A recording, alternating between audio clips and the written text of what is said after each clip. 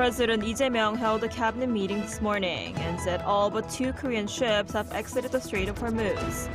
He also urged officials to carry out long-term measures to diversify energy and raw material supply chains. The death toll from last week's earthquakes in Venezuela has now risen to more than 1,700. With tens of thousands of people still missing, rescue teams continue to search for survivors, despite the passing of the crucial 72-hour survival window. The United States and Iran have given conflicting messages over planned negotiations. President Donald Trump said a meeting will be held in Qatar's capital on Tuesday, and that Tehran had requested talks, but Iran insisted that no meeting had been scheduled. Hello and thanks for joining us on Arirang News. President Lee Jae-myung has said that all but 2 Korean ships have exited the Strait of Hormuz. In a cabinet meeting on Tuesday, he said the vessels that have been trapped in the Persian Gulf have now passed through the strait, except for 2 that have no choice but to stay in the area due to certain reasons. He urged officials to maintain an emergency response system and carry out long-term measures to diversify supply chains of energy and raw materials. Following the lowering of the resource security alert level, he asked officials to review lifting restrictions on car use in the public sector. The leaders of Korea's chip giants, Samsung Electronics and SK hynix, unveiled massive investment plans centered on chips and AI across the regions. President Lee Jae-myung hailed the business moguls as national heroes. Our Yoon Jung-min has the details. Driving a leap forward towards a global industrial powerhouse amid fierce global competition. That was a key pledge by President Lee Jae-myung in a national briefing on Monday for the unveiling of what the government labeled as 3 mega projects. 오직 속도전만이 살 길입니다. 어떤 나라보다 빠른 속도로 인공지능의 핵심 요소를 확보해야 합니다. 반도체, 피지컬 AI, 인공지능 데이터 센터가 대도약을 위한 삼각축입니다. Another focus was taking a global chip rally, which is driven by AI, as an opportunity to create a growth engine nationwide outside the capital, Seoul. Samsung Group made an investment pledge of a total of over 2.6 quadrillion won, worth over 1.7 trillion US dollars. The chip giant plans region-specific investments, such as advanced packaging in the central region, humanoid robots and batteries in the southeast, as well as chips in Gwangju and the southwest. We consider Gwangju as a candidate site as we expect a lot of incentives there, including electricity and water supplies, workforce, and various infrastructure.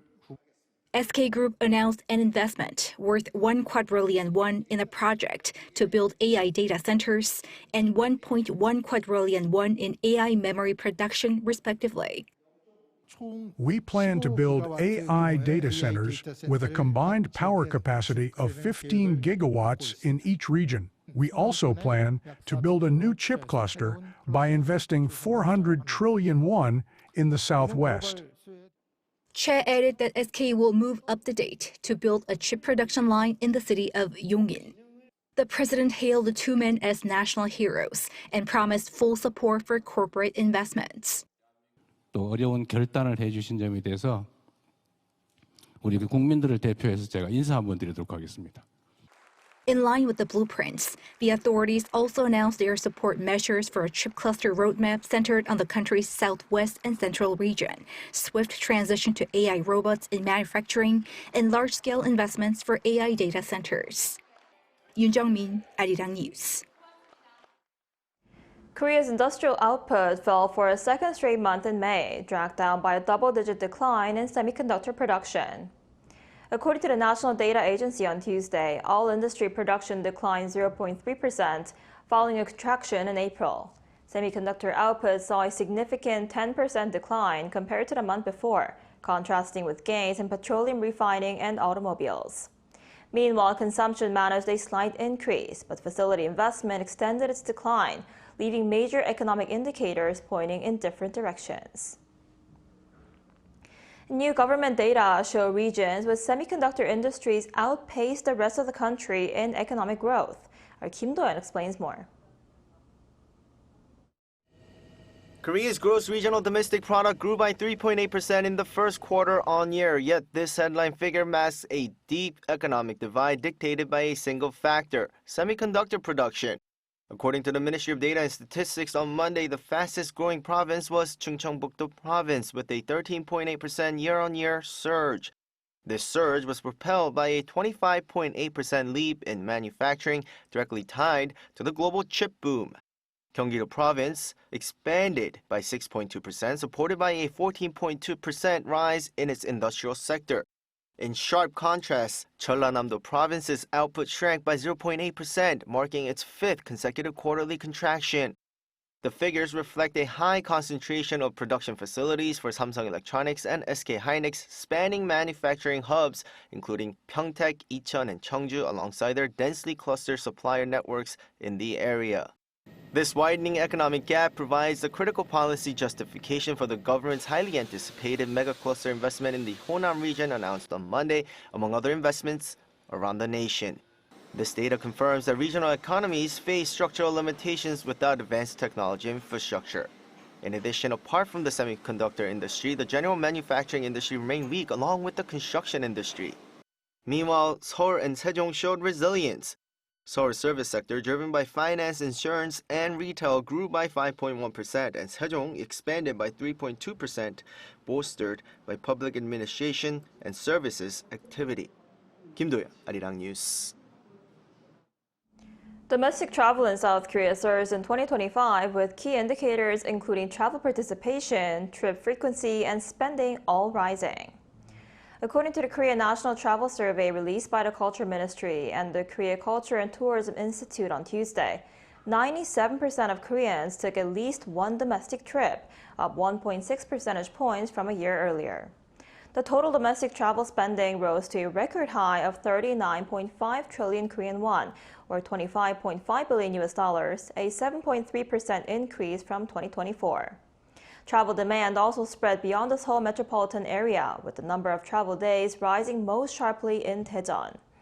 The survey also showed changing travel trends, with more people enjoying food tourism. Electric flight has arrived in Korea. The country's first electric aircraft for passenger flights has entered commercial service. Our Kim Jun-ong looks at the future of urban air mobility.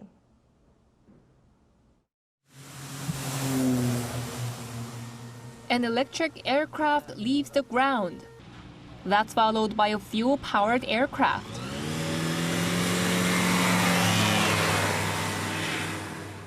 Revealing just how quiet the electric plane really is. Developed by Korean startup Tough Mobility, this electric aircraft became the first in Asia to earn safety certification. I'm now in the air above Hwasong, Gyeonggi-do province, traveling at a speed of over 200 kilometers per hour. The aircraft lifted off with remarkable ease and the ride feels smooth, fast, and impressively quiet. Much like an electric vehicle on the road, this plane plugs in to power up. A 1-hour charge is enough to keep it flying for up to 80 minutes. It also produces about 1/10 the noise of an aircraft powered by a regular engine. And with electric motors replacing the engine, there are no exhaust emissions. I used to fly fighter jets in the Air Force, and I can really feel the difference. This one is much quieter and has far less vibration. Flying without carbon emissions also makes me feel like I'm contributing to a more sustainable future. Lower operating prices are another key advantage. Rising fuel costs during the recent Middle East conflict have made electric aircraft an increasingly attractive alternative. They also contain fewer components than conventional aircraft, making maintenance simpler and less expensive. Sightseeing flights on this aircraft are now underway over the West Sea. With that, Korea is now the world's 12th country to bring electric aircraft into commercial operation. Furthermore, it's believed the sector could create strong synergy with Korea's advanced battery technology and charging infrastructure. As battery technology advances, flights could last around 4 hours and carry more passengers. That would open up new opportunities for smaller regional airports and improve connectivity to remote islands. With the government advancing its vision for urban air mobility, electric aircraft could mark the beginning of a shift beyond more than a century of traditional aviation. Kim Jun-ong, Arirang News.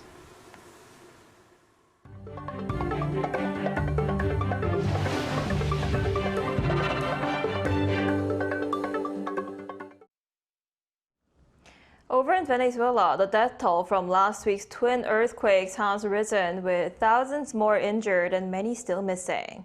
Rescue teams are continuing to search through the rubble, even after the crucial 72-hour window for finding survivors has passed. Our Chung Il-im reports. The death toll from last week's twin earthquakes in Venezuela has risen again as the search for survivors continues.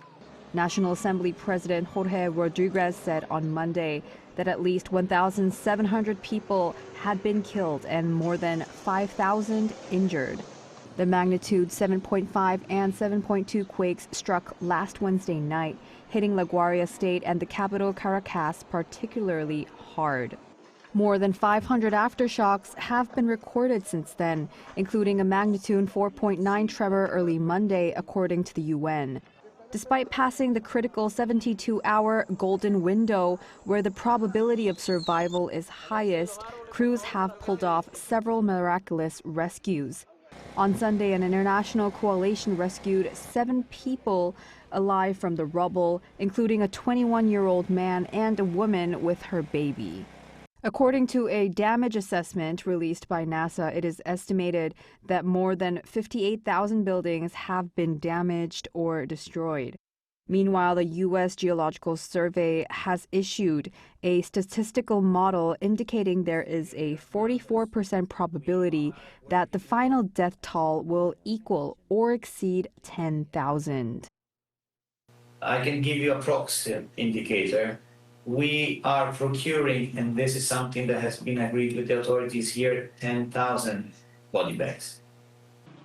The official also stated more than 25,000 emergency workers, police officers, and soldiers have been deployed, while international search and rescue teams continue to support operations on the ground. Chung Il-im, Arirang News. Questions are growing over the future of U.S.-Iran diplomacy after President Donald Trump announced new talks, but Tehran insisted no negotiations are currently planned. The conflicting messages come as both sides focus on implementing their recent ceasefire agreement following months of conflict across the Middle East. Our Lee Seung-jae has more. President Donald Trump said Monday that Iran had requested a meeting with U.S. officials, but Tehran denied that any new negotiations were currently planned following fresh attacks across the Persian Gulf over the weekend. Trump wrote on social media that a meeting between the two sides would take place on Tuesday in Doha, Qatar. White House Press Secretary Caroline Leavitt later said Special Envoy Steve Witkoff and the president's son-in-law Jared Kushner would travel to Qatar for the talks. Iran, however, pushed back against those claims, insisting that no negotiations with the United States are scheduled at any level in the coming days.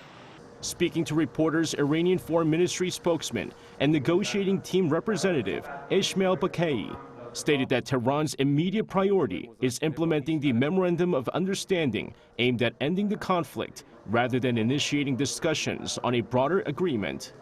He dismissed reports of a possible meeting with senior U.S. officials in Qatar, stressing that any American visit to Doha would not be related to Iran.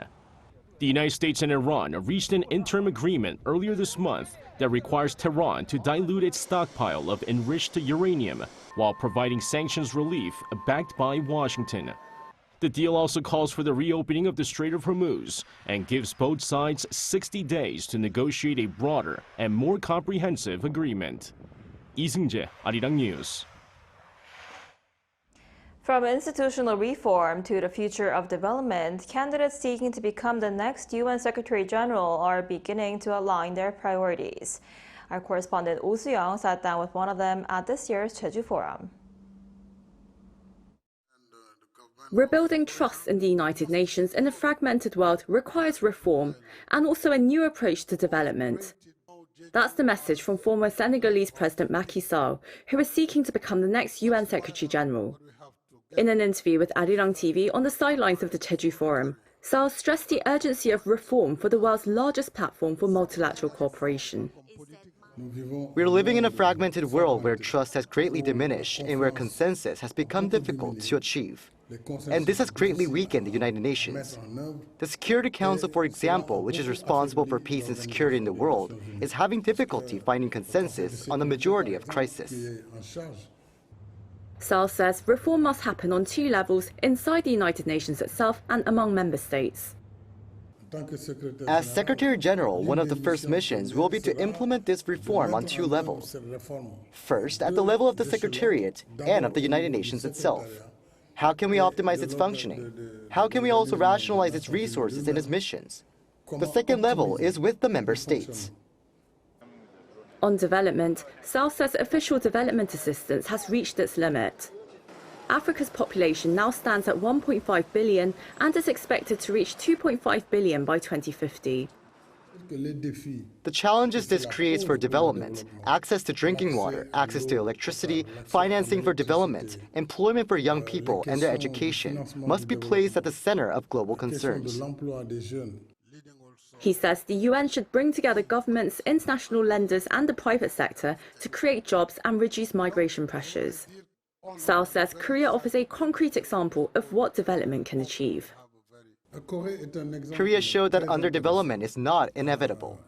It went from receiving aid to becoming a donor country, a member of the OECD and the G20. The Korean example can inspire the world, particularly African countries. As president of Senegal, I worked extensively with Korea on economic cooperation, in the maritime sector, in the military and security fields, in agriculture, rice production, and in healthcare. The next UN Secretary General is expected to take office in January 2027 and faces the challenge of restoring confidence in multilateral cooperation at a time of deepening mistrust and global divisions. Oh Soo-young, Arirang News, Jeju.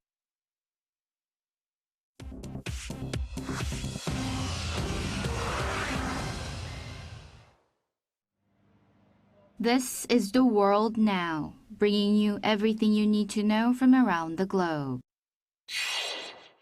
In the U.S., Supreme Court has ruled that President Donald Trump cannot fire Federal Reserve Governor Lisa Cook for now. The decision defends the central bank's independence while leaving the door open for her removal later. Cook currently faces a lawsuit over mortgage fraud allegations, but the Supreme Court on Monday rejected Trump's bid to lift a lower court order that had blocked Cook's dismissal while that mortgage fraud lawsuit proceeds. The court ruled 5-4 against Trump as Chief Justice John Roberts, joined by one conservative and the court's 3 liberals, wrote that both the fact and the appearance of independence are central to the Fed's design, and that any change to that structure must come from Congress, not the courts. Trump had moved to fire Cook over the mortgage fraud allegations, but Cook maintains the real reason Trump wants to fire her was her refusal to support the rate cuts he demanded. In northern Germany, a man in a child custody dispute shot dead 6 staff at a shelter for mothers and children. The victims of Monday's shooting, 4 women and 2 men, all worked at the facility near Hamburg. The man's 3-month-old daughter and her mother, who were in the office at the time, were unharmed. The 45-year-old man had an appointment at the facility to discuss the custody over his child. Officials said he was known to police over previous threats. Laura Zaxonomy's interior minister said the shooting appears to be for family reasons with no political motives. The suspect fled by car before police stopped the vehicle and arrested him. Russian missiles and drones killed at least 12 civilians and wounded 40 others across Ukraine on Monday in what President Volodymyr Zelensky condemns as horrific attacks. A missile struck the central city of Dnipro, killing 6 people and wounding 29, while drones hit a passenger minibus in Zaporizhia, killing 3. Airstrikes were reported across other regions and left people without power. Zelensky renewed his plea for Europe to develop anti-ballistic missile defenses. The The attacks come as Ukraine's expanding drone strikes have caused fuel shortages inside Russia, a problem that Russia's President Vladimir Putin acknowledged Sunday while ruling out any concessions to end the war. A fossil that sat forgotten in a drawer in England for 40 years has turned out to be the first dinosaur bone ever found in Antarctica. Scientists found the specimen on James Ross Island in 1985 but could not identify it, so it was stored in the collection of the British Antarctic Survey in Cambridge.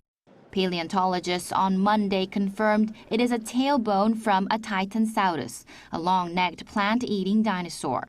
The Antarctic dinosaur is estimated at about 7 meters long, far smaller than the biggest Titanosaurus, which reached 35 meters. The creature would have lived around 82 million years ago. Chu Ji-han, Arirang News.